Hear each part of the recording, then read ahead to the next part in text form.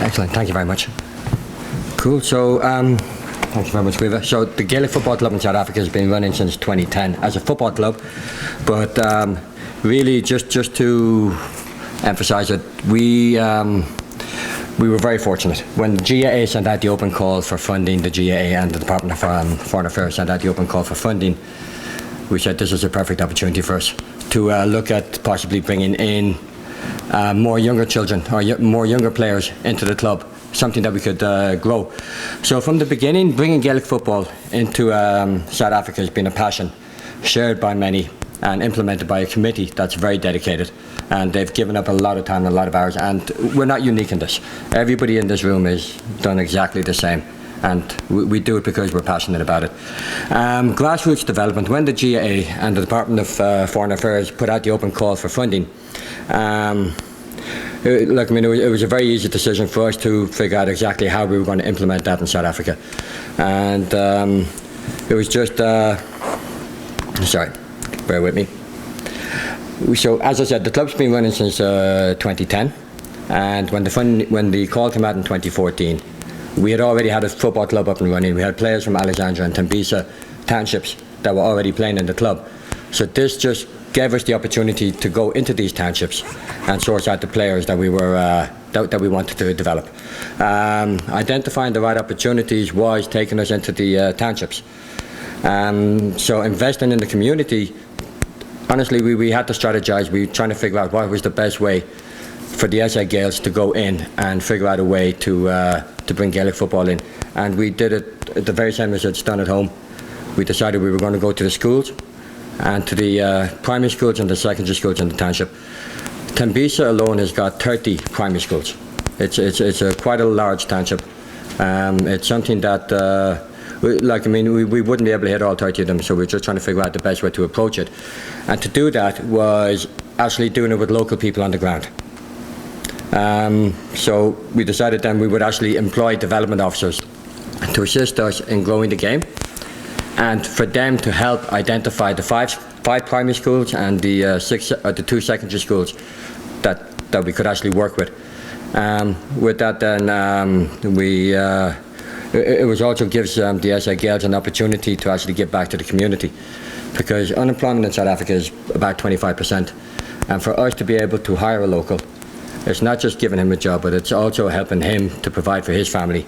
And it's also given them the skill set to possibly become a future community leader as well. So that's something that we've done.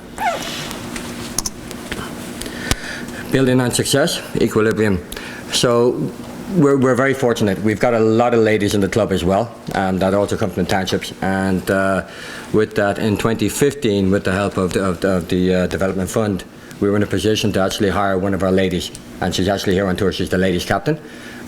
She was promoted to a development officer, and she's working now. She's also helped us grow the game into Pretoria and into Midrand, or the suburbs outside of the townships. And we're very fortunate. She's extremely passionate about sports, to the point where, it was just a wonderful opportunity for her to join in and actually be,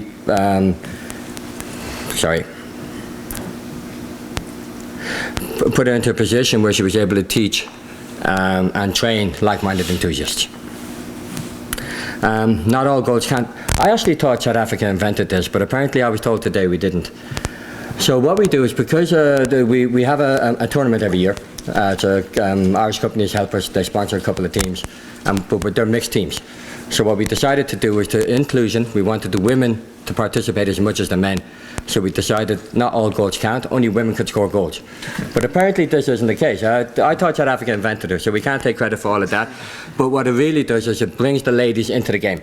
So it does, and honestly, you'll see these guys, they'll open out the play, the women will come straight down the middle, and we've got some very good goal takers, so we do, and it also, just brings them in, and they really enjoy it. And we've got some very, very good footballers in that as well. And then just to finish up on my last point, Ray, the success story. Toboko Philemon is a Gaelic football player. He's actually a student at the Tubalong High School.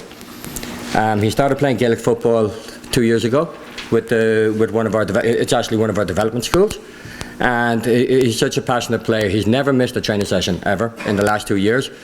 To the point, he's just full of encouragement. Every player, he'll just, rally him. He gets the team going, and that's one of his many successes. And that's one of the reasons why we've actually selected him to come on tour. But it's not just that. When the news, when the news actually broke in the church on a Sunday morning, the entire church broke out in applause, and they actually praised him, and they sang him praise, to the point where he was actually going to travel to Ireland to represent his country in a sport. And just for that, he was stunned. He was in awe completely. But the next week then, the church actually had a special collection for him to aid him in coming to Ireland, just to give him some funds so he could actually enjoy himself. And we're developing Gaelic football in communities where they're living meagre existence. They don't have roads. Some of them don't have electricity. Every one of them has a cell phone, because every time I walk around, they're looking for Wi-Fi. Just to piggyback on it. But it's just a wonderful opportunity to bring Gaelic football to a new continent, and be able to develop it. We've got the catchment pool. Tambisa Township is just north of Johannesburg. The population is 500,000 people. As I said, when I said unemployment is about 20%, in the township it's probably about 70%. So most of these people don't have a job, and to be able to bring sports, to keep them busy, give them something to do 2-3 days a week, they love it first, and they come out in their droves. So they do, and it's just trying to figure out a way how you can reach everybody. And I think the only way we can do it is just with future development officers, but then getting them to bring in more friends and look at growing it. Our biggest challenge, though, is trying to get facilities. I've got a couple of pictures here, actually, and some of them are legible, but the top right picture, top left picture, my apologies, is that's just dirt. There's not one blade of grass, and there probably wouldn't be for about 2 kilometres from where that was played. So that's one of our biggest challenges, to the point where we're extremely fortunate. Earlier this year, we got a call from one of the sports clubs in Johannesburg inviting the SA Gaels to come and actually try and register as a discipline underneath their rugby club. And because of that, we're able to use their facilities.